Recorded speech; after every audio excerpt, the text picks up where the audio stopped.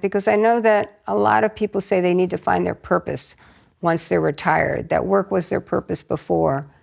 What's your opinion on that? My purpose? No, I never think of it. When I think of retirement, I always think about when I was like 13 or 14 and I walked into the Social Security office to get my Social Security card. And this little old lady, she says, when you reach 65, you can retire. And ever since I was 13 or 14, that's all I've ever thought about. I never thought about working. I've always thought about being retired. Interesting. And since I was 13 or 14, I was blessed and lucky that with the first job I had with the New York City Transit Authority, they had a pension, which is a foreign word now. You know, all they have is these 401s. But I had a pension. And after 20 years, it allows me to retire with income for the rest of my life. More importantly than the income was the fringe benefits, the health benefits, you know, the glasses, vision and dental. That's what allowed me to step away from a very lucrative career in New York at age 45. Mm-hmm. I walked away. No one could believe that I was walking away from all of this money, but it wasn't money that ever made me happy in my life. There we go. Let's talk about that. What makes you happy? Well, people always say, what do you want to be when you grow up? And I always tell them I want to be healthy and happy in that order. And now when I stop and think, I'm healthy, relatively healthy. I don't have any ailments, you know, a few aches and pains.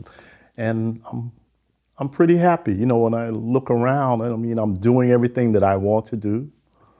You know, visiting family and friends, that's the most important thing in my travel. Mm-hmm. It's always family and friends that I'm going to see because, you know, people leave here so quickly. And you always say, I should have called that person. I should have gone to see that person. Well, get up and go see them. Right. You know, I'm unemployed. I can do anything I want. When I first met you, you said you didn't like to say you were retired. You like to say you were unemployed. That's right. Yes, I don't have a job. You don't have a job. There you go. I was going to ask you this. I believe that happiness is a skill that can be learned because some people are never taught ways to be happy. What do you think about that? I don't dwell on the negative or bad things in life. You know, you're always paying so much attention to, you know, the bad things. You know, there's so many good things going on in life. So, you know, and when I get up in the morning, I always do all my work, whatever it is. I get it out of the way so that I can play the rest of the day. Mm-hmm. That's what I do. And the military always, you know, we wake up at 4 and 5 in the morning. You know, I think that old phrase was, they said the Army does more by 8 o'clock than most people do all day. That is so true. That is true. Do you watch a lot of TV? No. And you don't watch the news or read a lot of news? Not anymore. Not anymore. And there is some advice to say the less TV, the less news you watch, the happier you're going to be. Well, you have to remember when you said TV and TV programs. Or these days it's programs. Programs. Learning, I learned this, you know, as a teacher, that learning, 90% of it is visual. Mm-hmm. What you watch, it goes into your eyes and directly into your brain, and you start believing what you see. Mm-hmm. So when you have TV programs, they're programming you to believe certain things. A lot of my friends say, oh, you live in Florida, all the hurricanes and the storms, you know, and it's because they watch TV.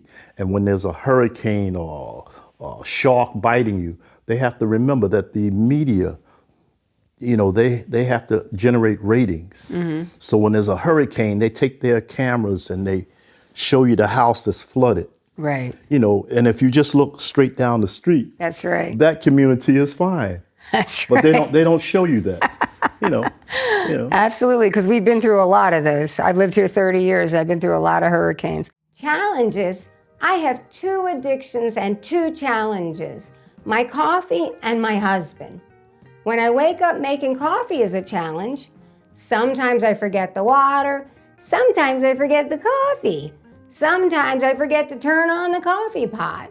There's too many steps for me in the morning when I'm so tired. Luckily, in the morning, I don't have to put my hubby together. Otherwise, he'd be missing parts and look like Mr. Potato Husband. On vacation, I saw a reservation-only cat cuddle lounge. Maybe we should open a play place with challenges for old people. Yeah, put them in the maze and watch them die. My last challenge was when my granddaughter insisted I sew pants for her mermaid costume. I told her mermaids don't wear pants.